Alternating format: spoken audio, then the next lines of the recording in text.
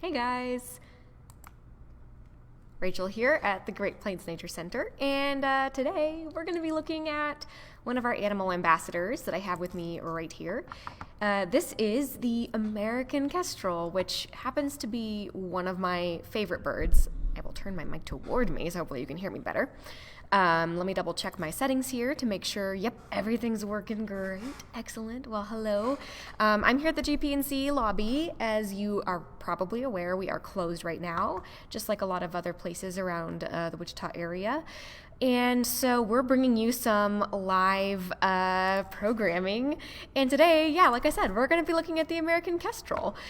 This little guy came to us as a youngster. His story is actually kind of interesting. So he was actually stolen illegally from his nest when he was younger. So this is a bird that had to be raised in captivity the rest of the way. Fortunately, this bird was taken away from that person's care, and instead of growing up to be somebody's illegal pet, he grew up with a rehabilitator from one of our partners up at Milford Nature Center. Now, unfortunately, he was taken at a time when he was really vulnerable to imprinting. And for those of you who are not aware of what imprinting means exactly, imprinting is a process where an animal becomes, especially birds, become fixated on their caregiver and identifies with their caregiver. So in the case of this bird, what actually happened was he became fixated on people, and now he kind of associates himself with people. He doesn't really recognize falcons as being his own species. So basically what that means is he cannot be released into the wild. We have seen here at the Nature Center firsthand what that would mean, because he sees himself as being basically on par with human beings and not falcons. He does not recognize falcons as a species that he should be interested in. He also sees human beings as being potential threats, rivals, and mates. So some of our staff, he will see you coming and get very excited, try to give you a courtship gift.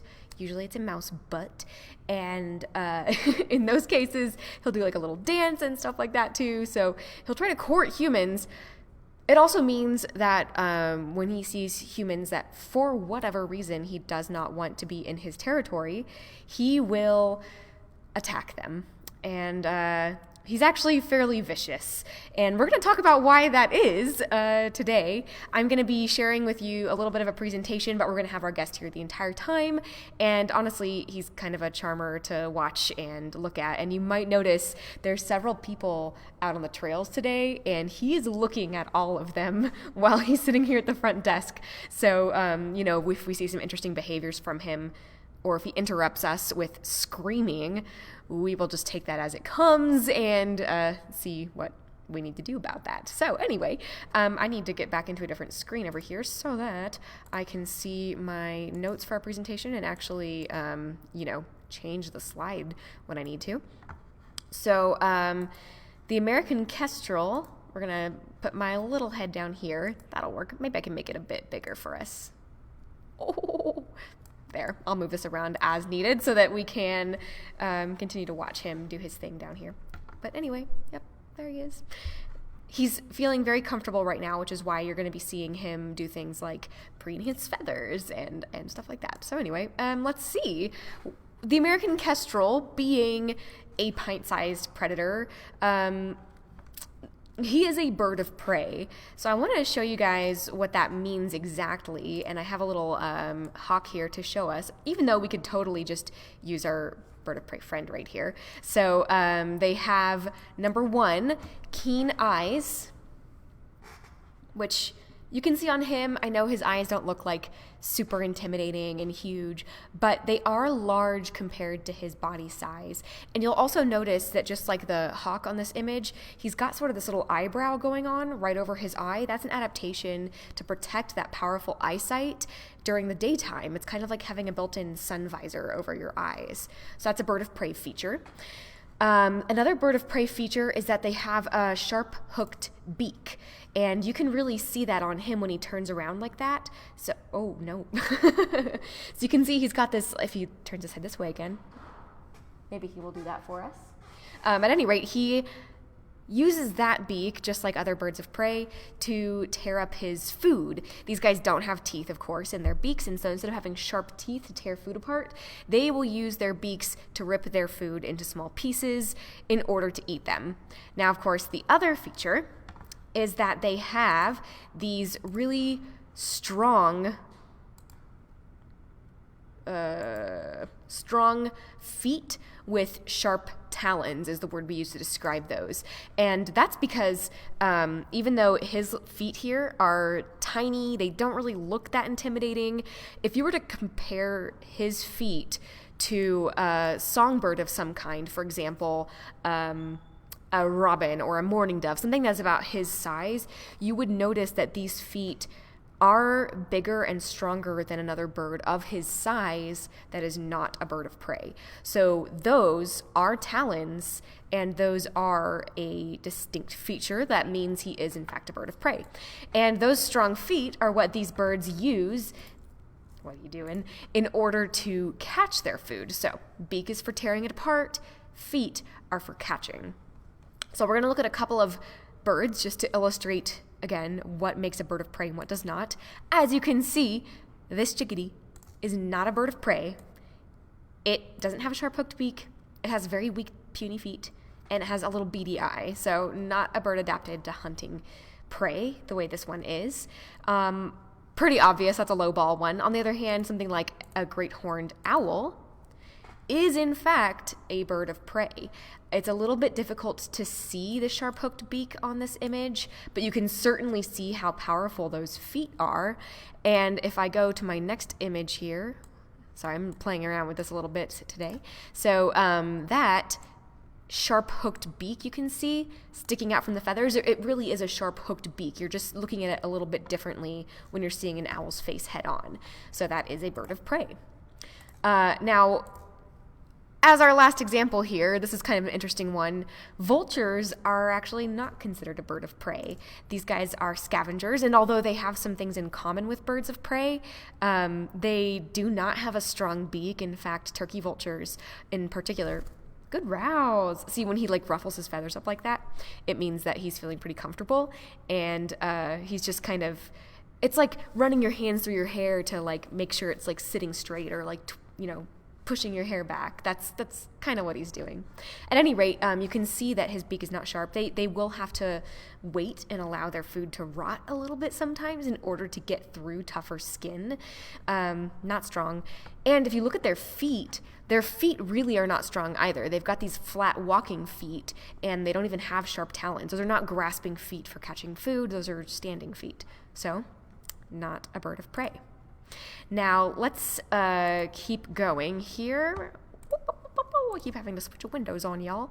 And talk about what falcons are and what they are not. So I know I'm covering up one of the pictures here, but basically the order of hawks is Accipitriformes, and those accipiters or buteo hawks, or even the osprey, those are all considered a member of the same group. Now, it used to be that falcons were considered to be fairly related to these guys, but as you can see, falcons are in an entirely different order, the order Falconiformes, because it turns out falcons are very, very different from other birds of prey. Recent DNA analyses, actually, let me see if I can pull up our little groupings here. So we've got on this slide, I'll move our falcons here. So we've got the accipiters, so old world vultures, which are more like hawks and eagles. Eagles, hawks, kites, harriers, those guys are all in Accipitriformes. And then, as you can see, Strigiformes is the owl order. So those owls are in a completely different order as well. And so are falcons. Hey, Mike, you doing bees? Doing bees. All right, Mike is working on our bee hive out here, so hopefully by the time we open up, we've got some bees in there. Bye, Mike. So if you hear any noises, that's Mike trying to get into our habitat hall. So at any rate, owls, it turns out, are actually more related to cuckoos and nightjars, like the nighthawk and whippoorwills, whereas falcons, shockingly enough, by DNA analyses, are more related to parrots than to other birds of prey. Do you know how to get in there? The turkey would like you to let it in. The turkey wants in. Oh, that little scoundrel.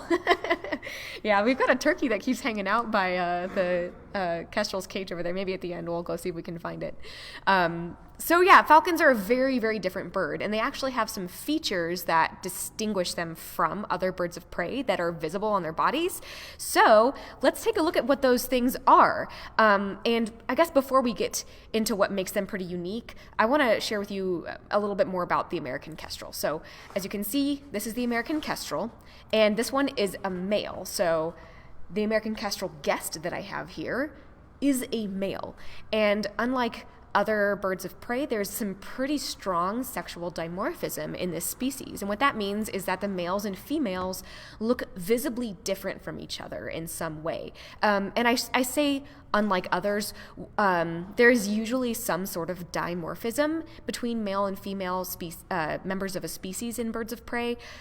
But what is a little bit unusual or unique about the American kestrel is that it has to do with the color patterns. So here is the American kestrel female, and I'll move our little picture over here so that you can see her and really compare her to him a bit better. So as you can see, she has these stripes on her body, and maybe I can get him to turn around. He's not going to be too happy about this because he really wants to look out the window. But you can see on his back, he's got these blue colors, and the solid red, and it's dotted with little black spots, whereas the American kestrel female has bars, and it is kind of the same color palette, the same colors, but the pattern is different. Same thing with the belly, and there's a little bit of variation too. So sometimes you'll see male American kestrels that have a paler belly, but what's always true is that the males have these black spots and the females have these stripes. So as you can see, her belly is more of a white color, and then it has little brownish reddish stripes going down the belly. So you can see kestrels that don't look like this. Males don't necessarily have to look like this, but their size is approximately the same. The females are a little bit larger, and their faces and heads look very much the same too. So that's a good characteristic to use to tell these guys apart. By the way, this is live, so I can totally see your comments. If you guys have any questions or comments for me about this bird, let me know. We're here to serve. So let's go back into our notes here. We've got a side-by-side comparison on my slides, but we don't need that because we've got this bird here. Now, one thing that does make the American kestrel significantly different from other birds of prey, good rouse. He's missing some feathers in the back of his head because he backed up against a heat lamp a little too close and singed his feathers a bit. That's on him. He lost his heat lamp privileges after that. At any rate, this little American kestrel, that's a female one right there, stealing food from a captive Harris's hawk. And as you can see, they are tiny. And this bird is the smallest raptor in North America. And I say raptor because owls are not necessarily hang on, guys. I just saw Lindsay outside taking the possum for a walk. There she goes. Oh gosh, that's funny. Wait, let me switch this. That's so funny. Where did she go? Well, I think that's about all we can see. Well, that made my day. If the possum comes back around, I'll show you. Lindsay's here. We're keeping distant from each other, and oh, there she goes. We're trying to be considerate of each other's space and stuff like that, but it's also true that we've got to get our animals some enrichment since they're not getting much human interaction. There she goes. And so we're all kind of in the building doing some things as much as we try to stay apart from each other as well. Anyway, that was funny. So fun. That's what we get for doing a live presentation and not pre-recording it today. That's kind of fun, isn't it? Let me get him back on the frame here. Golly. Okay. Never a dull moment around here. Okay. Anyway, they are tiny. Owls are not considered raptors because they're not here in the daytime. So let me go back to our little picture here. So raptors are really adapted to being out in the daytime. One of the things that sets them apart, raptors, is that little eyebrow thing I talked about earlier. So that's one way you can tell a raptor from a non-raptor, like an owl. So smallest raptor in North America, that means there are no hawks or falcons smaller than this bird in the country.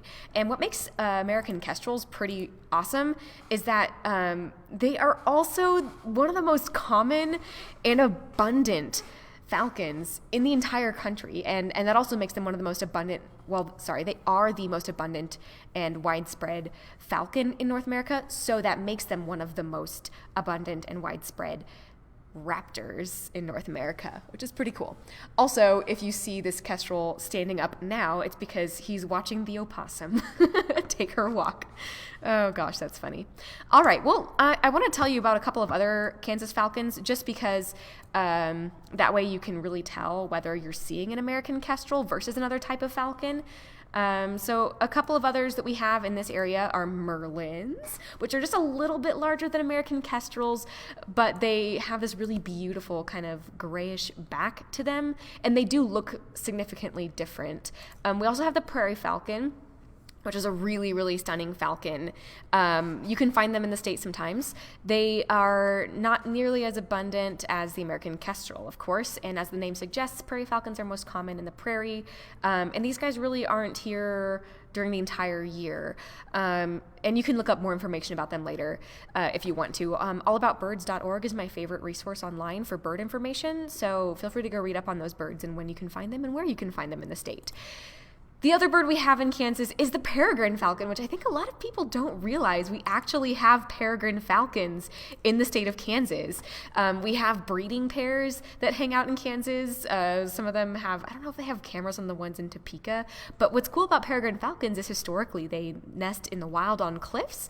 And so now in modern times, because human-made skyscrapers kind of fulfill that ecological role of a cliff to a bird, at least, you can find peregrine falcons hanging out in big cities, and they will come to downtown Wichita too, which is pretty neat. So keep an eye out for peregrine falcons in the state. Now, one thing all of these falcons have in common is that they all have these long pointed wings. I have a picture. Sorry, I know I'm covering up words, but I think it's more fun to watch him than to see my screen, so that's fine. Anyway, we have the prairie falcon here as the image, and you can see these dark armpits. That is something you can use to tell a prairie falcon apart from other falcons and other birds of prey that we have in the area. So these really dark armpits and the long pointed wings. You see how pointed those are? Those are really different from like the hawks that we see, like red-tailed hawks that have almost those outstretched finger-like wings at the end, and they're much more broad this way instead of being narrow and skinny like the falcon's wings are. And the reason why they have those wings is because falcons are kind of the fighter jets of the bird world. So they do dashing flights, they do twisting maneuvers, they take high-speed dives, and so they're really built for those acrobatics. And that's one reason why they look so different. I don't know if I put this in the presentation, but often another thing that sets falcons apart from other birds of prey is if you look at their wings behind them, you can see that they kind of crisscross. So I'm trying to help you guys see that.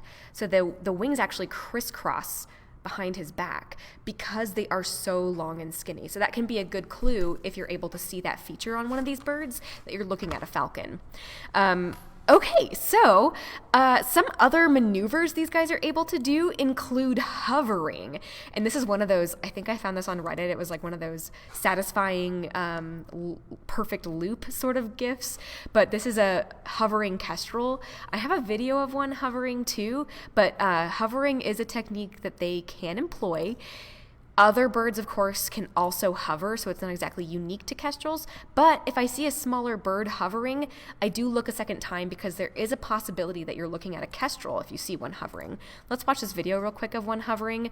This is a little bit more of a realistic, like what you would see if you were to find a kestrel. Like, I don't know, I see them on the side of the highway sometimes.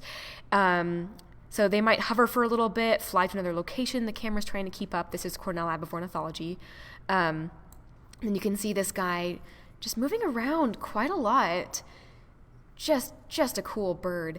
And seeing those, again, those long, skinny, pointed wings is another really good falcon clue. So you can see, again, that bird hovered for a moment in place, looking down on its food for something it wanted to maybe use as food, eat as food. He's feeling so comfortable right now. So that's a falcon. Okay, now let's talk about a couple of the features physically on their body that set them apart from other... Aw, Abby misses the kestrel. You know what? Honestly, Renee, the kestrel probably misses all of you guys too. I think it's been kind of boring for him in here, not seeing visitors. He really, I think, enjoys the enrichment of seeing guests come by his cage, which is why I'm really happy we're able to get him out like this sometimes, just so he gets a little bit of, like, I don't know, enrichment. And Travis, how common are kestrels in our area? They are, like, so common that I kind of play a game with myself every day that I leave my house to find an American kestrel, because they're super easy to find. I find them doing Christmas bird counts here in the Wichita area in people's neighborhoods. I see them just driving downtown. I see them at my apartment complex. And I'll go into a little bit more of like how you can tell them apart from similarly sized birds later on, but really, since they are about mourning dove sized, if you just look out for birds that are about that size and give them a second glance, that can be really helpful. I know that red-tailed hawks capture our attention really easily, but start looking at the little ones, because you'll be amazed how common they are. And they are here the entire year. In this area, they do not migrate. So that commonness and abundance does not change throughout the seasons. Cool. Great questions, guys. Sorry, keep them coming. I'll remember to check back periodically. I only have so much room on my screen, though, so my apologies if I miss them right away. Oh, one other thing. You notice the behavior where he's like, that was really dumb, when he's opening his mouth and almost yawning. So these guys actually expel pellets the way that owls expel pellets. So that's really cool too. It means he's probably trying to dislodge a pellet in his crop. And if he keeps going, maybe we'll actually see him regurgitate a pellet of all the fur that he couldn't digest from his mouse that he ate yesterday. Okay, back to our slides here. This bird that I'm looking at, I think, is a peregrine falcon. It might be an aplomado. I don't remember which one I picked. At any rate, it's not the American kestrel, but it is a falcon, and it is demonstrating for us another really cool feature that you really cannot see on these birds when you like meet them outside, and that is this structure called a tomial tooth. I've got an arrow here pointing to the tooth on this peregrine, I think. Let me get a little, can I do a laser pointer? I totally can. Okay, so here's a laser pointer. This right here is the tomial tooth. Can we actually see that? I think so. Anyway, that notch right there is also present on the lower beak. So I just added an outline over here so you can see there's a lower notch on that beak as well.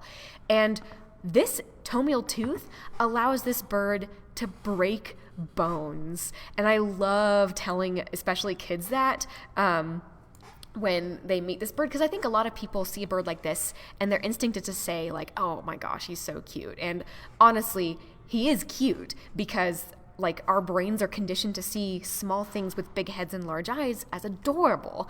So that's not our fault. That's just part of our nature.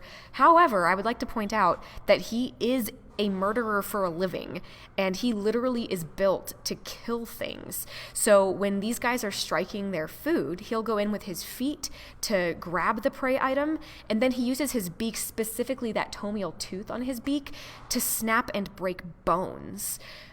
Most commonly, what they'll do is they will break the neck or the backbone of the animal first to kill it quickly.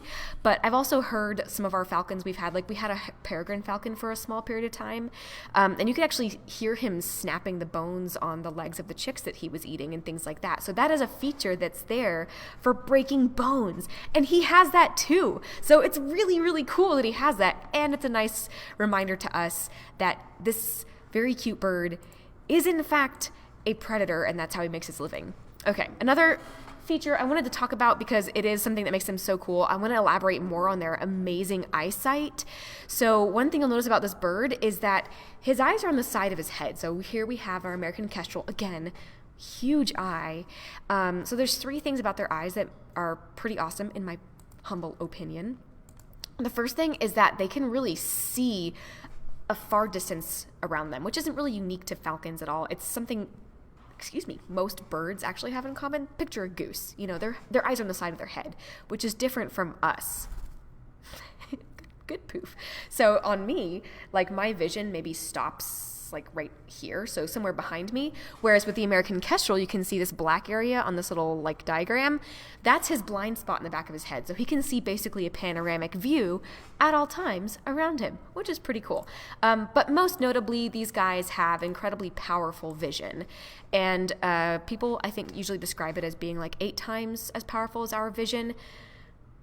I learned a really cool analogy that I want to share with you guys, which is that his vision is so powerful. Oh, he just pooped. Good job. His vision is so powerful that if he were to stand on top of a 5-story building, which is about 60 feet up in the air, so here's an example of a lighthouse that's about 59 feet tall. So a 5-story building, he, from the top of that building, could look down and read the date on a dime on the ground below him. So yeah, take a moment to take in how freaking amazing that is. Their vision is incredibly powerful. Anna wants to know what the largest prey item a kestrel can take down is.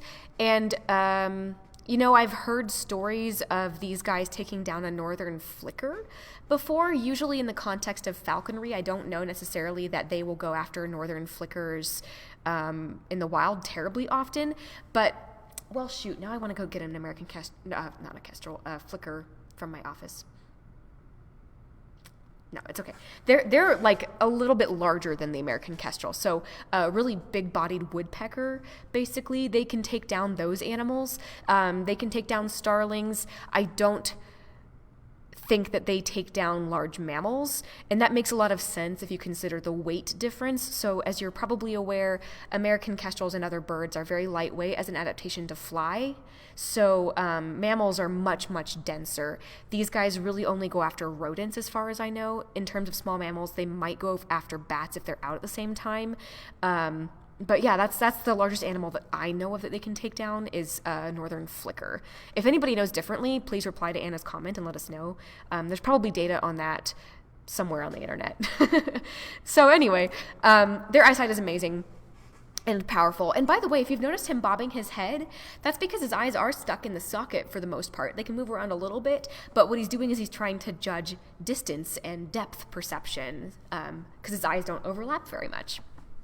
Little side note. There's one more thing about their vision that makes it amazing, though, and that's the fact that he can see UV light. So I have an example of what that might look like in some analyses we've done. But basically, there's a wavelength of light that's invisible to our eyes, and the best way I know of to describe it is that every color around us, like my purple shirt, for example, reflects back certain wavelengths of color that our brains interpret as the color purple, but it's a wavelength of light. So there's things around us that reflect UV. Sometimes we can get it to react and fluoresce under a UV light so that we can see it because it emits light. So like if you took a black light and you shined it on a scorpion, for example, that UV reflective property would shine out as a visible light to us. But for the most part, we don't see UV reflections with the naked eye. He can. Let me try to show you what that looks like. So here's an example of a bird which to our human vision looks black, but to bird vision actually reflects UV light because that wavelength is being picked up by their eyes and interpreted by their brain as something visible that they can see. I don't know if that makes sense, but I think that's the easiest way to describe it.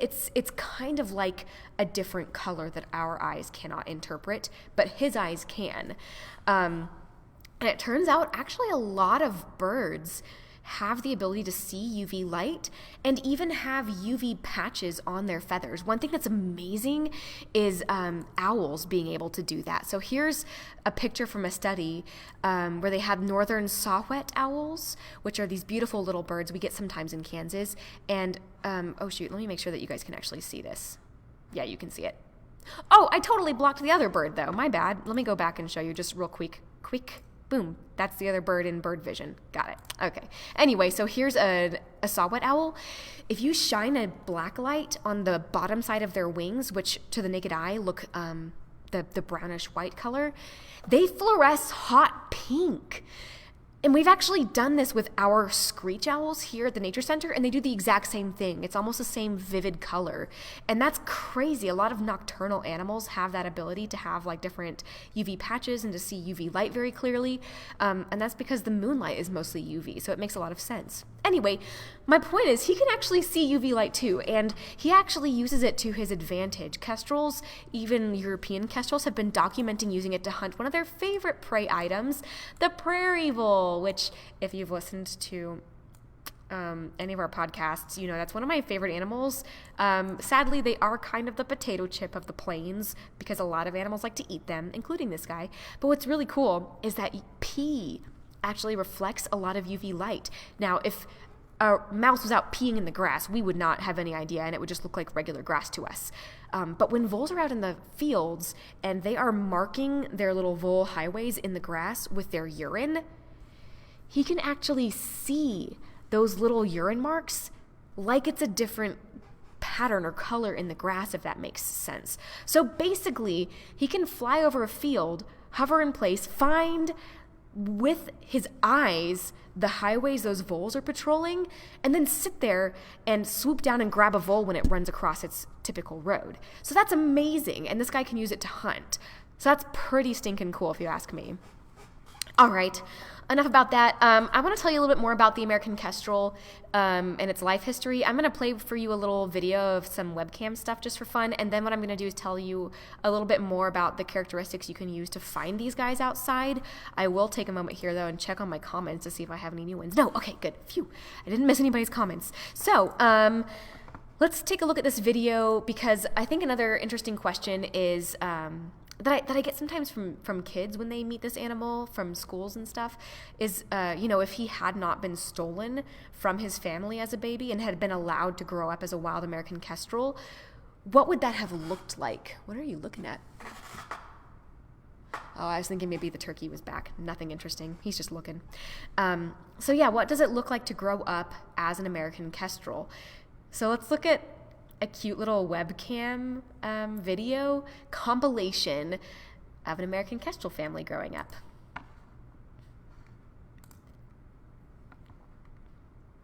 I might make our video just a little bit smaller so you guys can see the cute babies.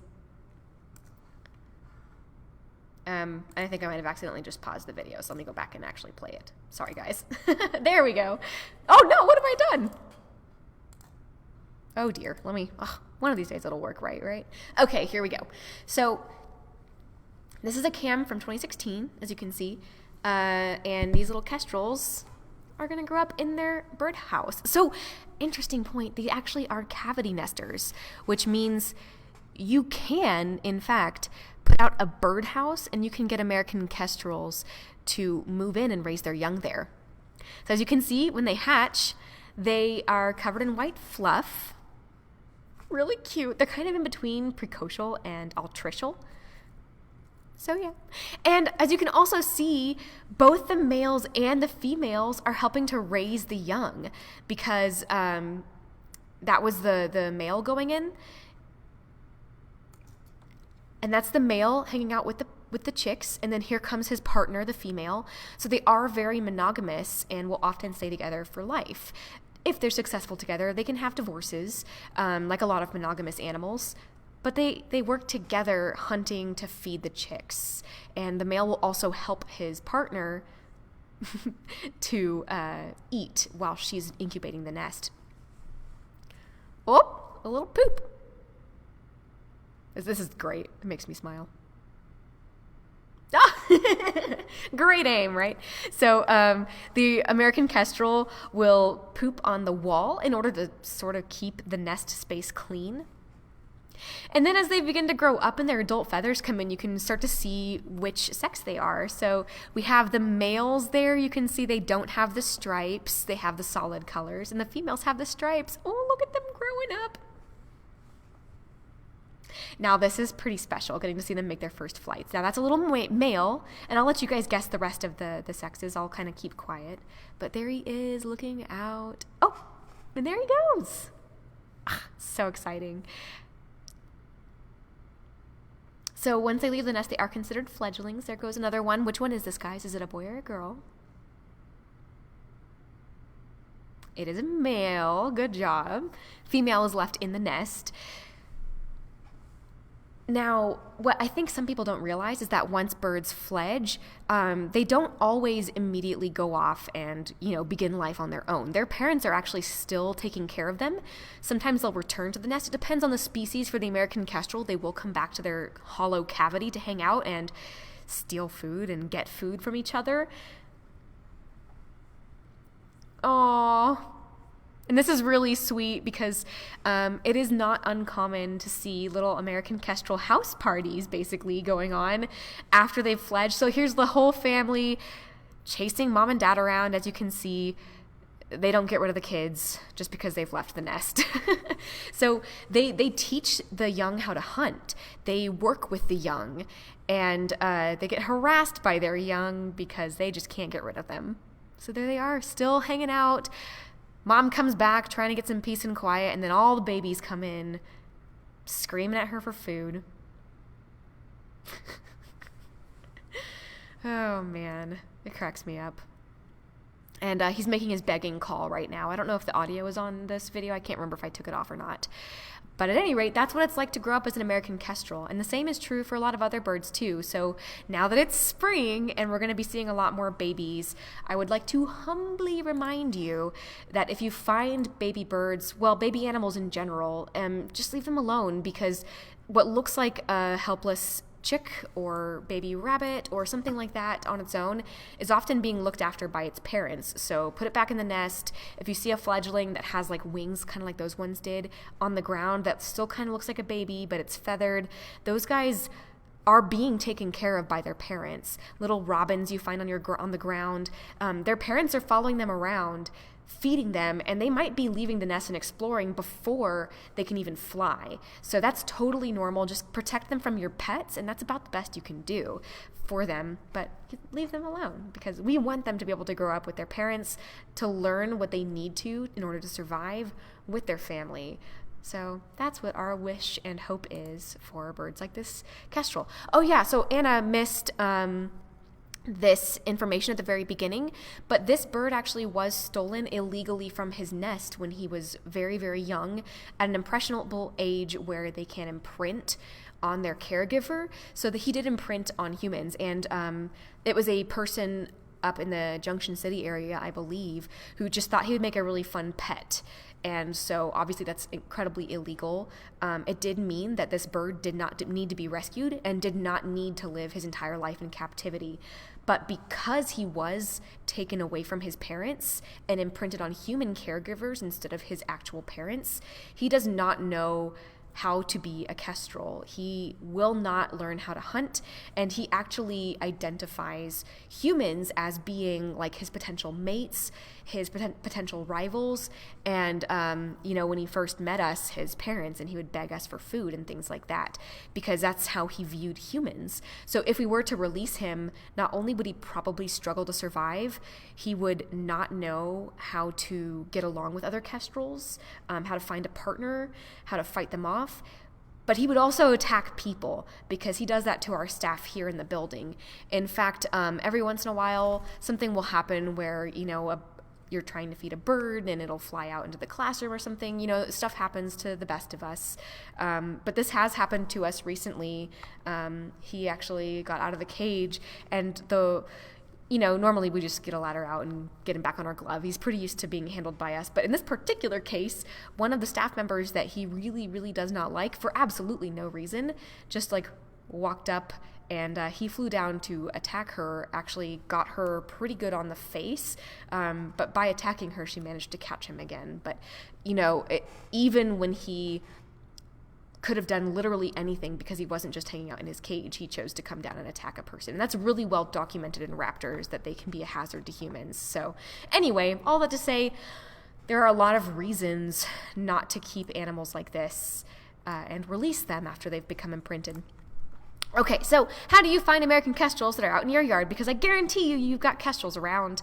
So I have here a nice little demonstration of just how small kestrels are compared to mourning doves. So this is a mourning dove on the other side, sorry, and that's an American kestrel. So you can see they're pretty approximate in size. In this particular one, the kestrel's a bit smaller, but the females can be larger. So what I would say is keep your eye out for small dove-sized birds. Often, even experienced birders like me will see something that looks like a mourning dove, like a silhouette, and then I'll be like, wait a minute, and I'll look back again, and it turns out to be an American kestrel, so pay attention to them. Let me see. I lost my little slide here. Oh, okay. So they're a dove-sized bird. They have a little mustache and sideburns is what we like to call them. So you can see he's got like right here, this nice little dark mustache. And then right on the outside here, he's got that sideburn. A lot of falcons have those features, but they're very distinct in this bird. So if you're able to see the colors and it's not just a silhouette against the light, look for those features. It's almost certainly an American kestrel, regardless of whether it's male or female. Now, another good thing to look for is a bobbing tail. I have an idea. Oh, I'm sorry, pal. Let me make sure you can actually see him. I'm going to pull my screen up. What I'm going to do is to show you guys what this looks like. I'm going to have him stand here. I'm going to move this down just a little bit. And I'm going to walk up to him, and you guys will be able to see that he really does bob his tail. And we're not entirely sure why kestrels choose to do this. It's kind of like a behavioral thing that means they see something, they recognize something. He'll do it when he sees predators, when he sees conspecifics, which is a fancy word for saying other kestrels. He'll do it when he sees prey items. He'll do it when he sees partners and things like that. So it's a social signal and not something that has to do with balance, but they do it all the time. So let me show you what that looks like.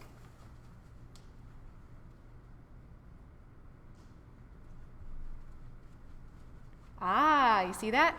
So I walk up to him, and that's his way of saying like, oh, hey, I see you. And that can be either a positive or a negative, like, I see you, don't try to eat me, or I see you, hey. Anyway, so yes, that is a really good clue that you're looking at an American kestrel when you are looking at birds outside. Because remember, you're going to start looking at birds that are tiny like this one every time you go outside now, right? Right, okay. I think I maybe had one more tip. Oh yeah, the fact that they hover in the air. So you know that video I showed you earlier that had them flying around and then hovering in place a bit? Sometimes, and this isn't the best way to identify them, but sometimes I will be driving in my car and I'll just notice like a glimpse out of the corner of my eye that a bird has like stopped in place and is hovering, and then I'll look over at it, and it usually is a kestrel, at least in the Wichita area, because I guess the other birds that will commonly do that are other falcons and things like rough-legged hawks. So they're hawks that are much larger and really clearly hawks and not falcons because their wing shape is so different. So those are some really good clues that can help you pick out an American kestrel the next time you are outside or like looking out your window. And like I mentioned earlier, I like to play a game with myself to see if I can find an American kestrel every day, because if you look for them and you are at the very least just leaving your house to go somewhere, whether it's the store, although hopefully you are social distancing and not having to go out too often, but even when I'm going to get the mail or something like that, you'll often see these birds just hanging out in your neighborhoods. So keep an eye out for them, and I hope that you'll be able to find them next time you go outside. So I guess that's all I have. And I do have a cute little kestrel here. Look how cute he is. Oh, again, it's not our fault for thinking they're cute. We're programmed to be like that. So anyway, that's all I have for you guys, which is a lot. I know it's nearly been an hour, or maybe like 40 minutes or so. But we're going to hang out here for just a second, and we're going to keep watching him. And if you guys have any additional questions for me, I'd love to answer them at this time. So let me know. Let me go back and see what we've got going on. Now there's a big lag here in the stream, so I know that I'm not really seeing live updates right now, but we're going to hang out here while we're waiting. I will get him up on a glove while I'm waiting to see if I can actually view comments to show off his beautiful feet, because I know his toes do blend in with this sisal rope here on his perch. But maybe I'll answer like a commonly asked question, which has to do with his equipment here. And I see Anna's comment now, so I will give you your answer. But this equipment is falconry equipment. The little leather strips on his ankles are creatively called anklets. Those are made out of kangaroo leather. It's pretty lightweight. And then we have some paracord jesses attached to him so that we can put a leash on them.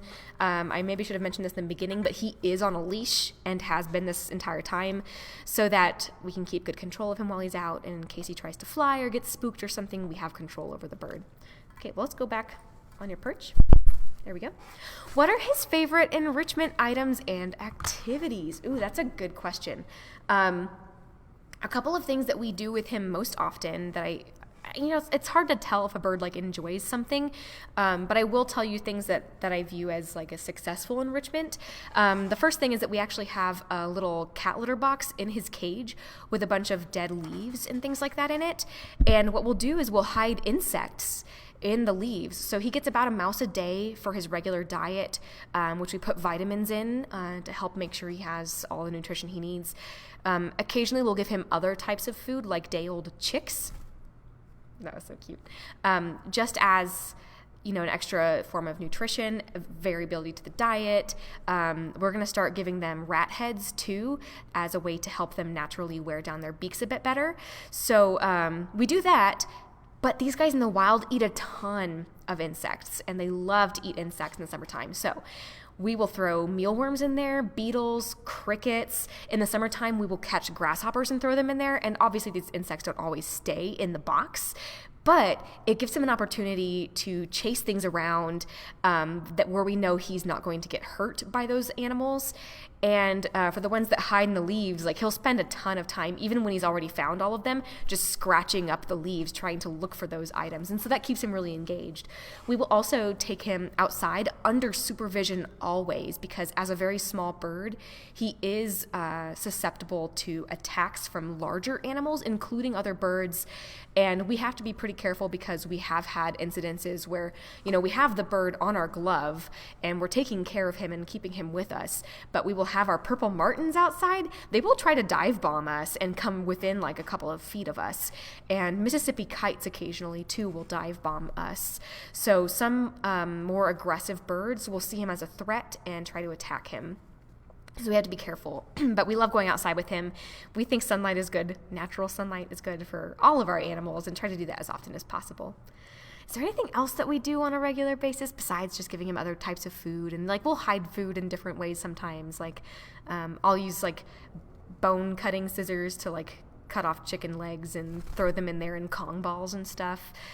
But yeah, those are, I think, our most common or successful enrichment activities that we do with him.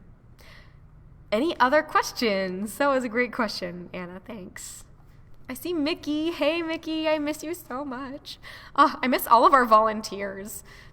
But it's okay. We're able to talk to some people in Zoom meetings and stuff. At least we get to hang out with you guys live here today. Let's see. What else? Any other questions? Until then, we'll just continue hanging out. Like I mentioned, he's missing a patch of feathers in the back of his head. And that's his fault. He's kind of silly. Oh, I see so many reactions there. Was that the note about people birds dive bombing? Yeah, or chicken legs. I don't know. I can't really tell what people are reacting to because of the delay. Oh gosh. Yeah. Any other questions? Maybe not so much.